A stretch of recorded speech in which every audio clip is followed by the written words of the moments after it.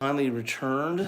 The prodigal son has returned from China with some goodies that we'll talk about, but some of this stuff here. But more importantly, I saved him a Bloomburrow pre-release to open up as part of our Kilroy and Sons. I've been doing Kilroy and Son with my daughter and alone. He also picked up, not in China, but I think here, picked up Secret Lair, Monty Python, Volume 1 and Volume 2. We'll get into that. So why don't we start off with talking a little bit about China. Here, you can open up that. This is a, what are these anyway? Basically, from Bloomburrow on, they're not Wizards of the Coast not going to be giving Chinese product to China. They're going to be just giving English product, and then they're going to have a translation book to be able to find out what each of the cards do. So this is really cool because I guess you can only get these in China because they only shipped into China, and they're not really worth too much, but they're pretty cool little pieces that you won't be seeing anytime in America. So these are just, they used to hand these out for some of the sets back in the day, but these are the, so they don't do the, this is the English to Chinese translation, or this is the Chinese translation so people in China can figure it out. And you also picked these up at tournaments. How did you, tell us a little bit about the tournaments. What did you do at tournaments? Basically, I went to Those are credit cards. one pre-release. I went to 2 drafts and a commander tournament and a standard showdown, which is pretty neat because at the pre-release I did well. I got 3rd, and I got some goodies from that. And these are some of the goodies I got from it, just little placeholder tokens. At the drafts, I won the drafts, which was commander, and it was fun. Forgot to grab the card for it. I got a Flubs, which is pretty neat. And for the standard showdown, which is pretty cool, in China, I got this Ossification, which is actually a collaboration between Magic the Gathering and Cowboy Bebop, which is a pretty cool anime. And what are these? So this is some of the cards I got from China in general, just really cool commander profiles. And I opened 1 pack of Assassin's Creed, and I was really fortunate to get the most expensive non-serialized card in the set, which is the Ezio Raised Foil Showcase in Chinese, which is really neat because not any of them have been sold in Chinese yet. Well, tell about those other 2. Other ones are just commander profiles and full art, which is neat. Let's get into the pre-release.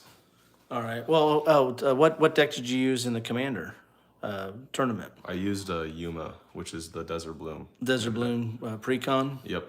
With any modification at all? Not really, no. It's just a very good precon. Okay. And you won. How many rounds do you have to go to win? 2. 2 rounds? And I won both. Cool. All right. What do we want to do first? Bloomburrow or Secret Lair? Let's get cracking. Okay. Guess we're doing Bloomburrow. I'm still looking for some cards from Bloomburrow, so hopefully we can... I get the 3 trees. You get the 3... I'll take the Innkeeper Talents then. We got a Heartborn Battler. Fun little card. It's good in the Lizard deck right now. Standard's actually a really fun environment to play because of Bloomburrow. It's just creating a massive way to expand and do cool stuff. Like one deck is literally all just lizards from the new set. A Precon? No, standard. Oh, standard. Oh, standard. Sorry, I didn't hear you. What'd you get? Vren. You gotta show it. People He's are not that looking good. for it. He's just the head of the rat decks, which is cool because he does make rat colonies, but other than not too much unless you're killing everything. Now, hopefully we get some cool stuff. Caretaker's Talent, that's a fun one. Show it up close. That is a really good card, actually. I'm probably going to use that in a couple token decks because it really gives you benefits off of creating those tokens. Anything that lets you draw cards as a benefit is usually a good card. But the 2 tribal decks that are now standard decks is the Bat deck and the Lizard deck, which is pretty cool. Ooh, we got a Mythic and Artist Talent. Helga is pretty neat. Cool. Pretty neat card. We got 1 Mythic. Hopefully we get a really cool other one. Now, What people are really not liking is that Bloomburrow has little to no value when it comes to opening product of it most of the time. But it's been going up, which is really interesting, which many sets have not seen that benefit. A Thornfall Forager. It's an interesting card. Did you play any standard over there in China? Yeah, that's how I won the... And what deck was that? I just built a modified version of my normal deck that I won with the pre-release actually, and I just added some extra cards to it, and it was a squirrel deck. Squirrels are very fun to play with. Hopefully, you get a real deck soon. Darkstar Augur. There's a pre-con score. Oh, you're talking about standard though. Standard. Commander is good, but we didn't get the Commander pre-con, so there really isn't much to say about them for us. Yeah. All right, last one of the pre-release. This is a okay pre-release. I wish we would get a 3-Tree City or a Innkeeper's Talent, because until then, those were the only two cards that really just go bang. What is the Innkeeper's Talent? Azure Beastfinder. Not terrible. What color is that? Green. I'll have to check. I don't know if I got it. It's basically a budget doubling season, which is really neat. Well, It's not going to be budget maybe I don't anymore have if it that. reaches that price.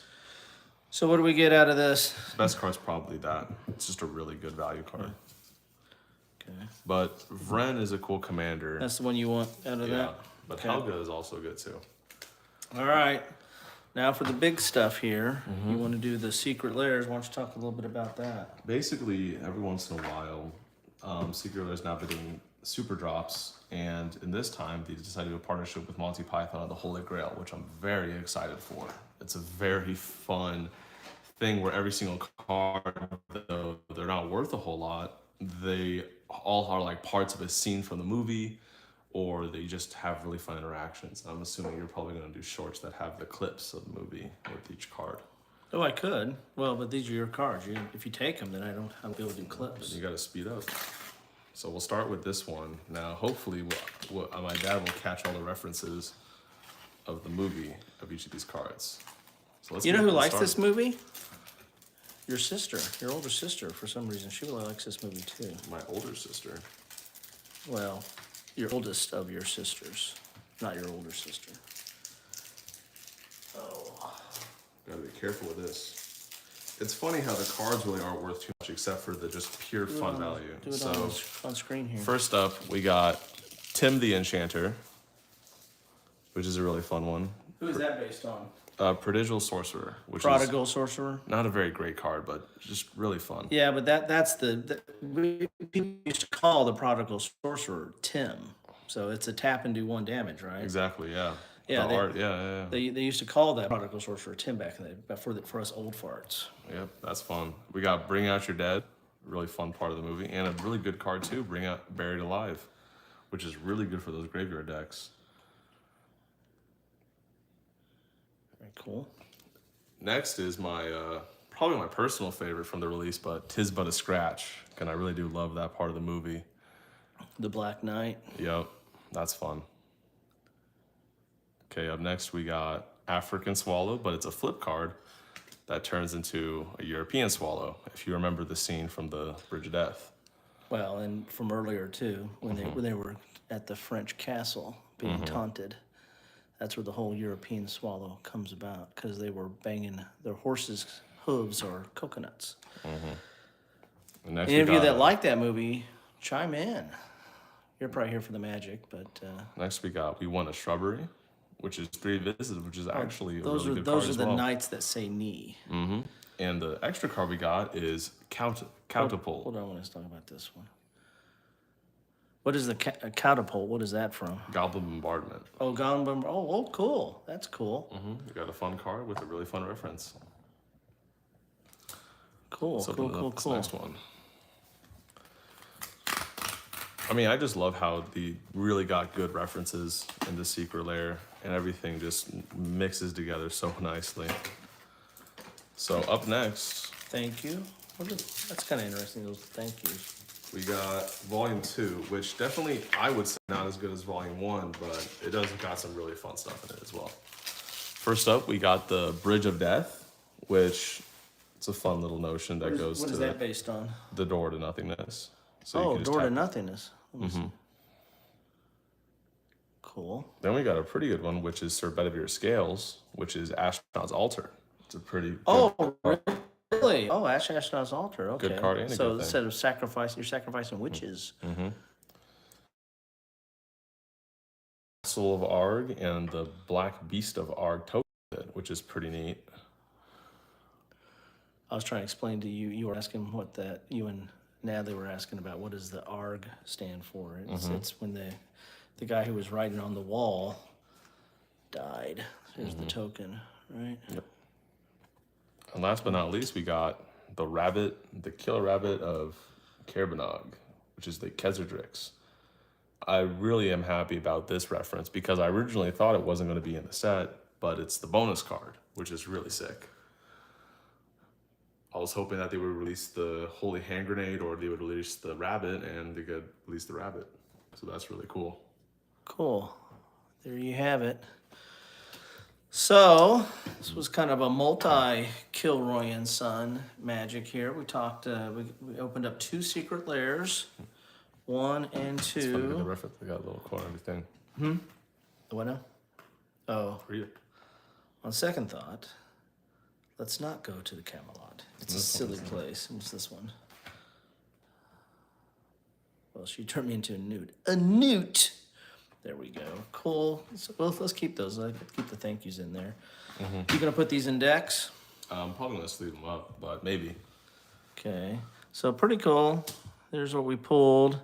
These are some of your leftovers from China. Some cool stuff there. And I'll probably end up taking the books. Or put with my magic stuff. So there you have it. A little bit of Bloomburrow pre-release, unbox, unrip. Some Secret Lair unbox, or better yet, unrip. And there you have it all. Hope you're having a good Friday night magic. Thanks for stopping by with Kilroy Son. Don't know if we're going to be filming much more before he has to go back to school, because that's pretty soon here. But anyway, thanks all for stopping by. Take care.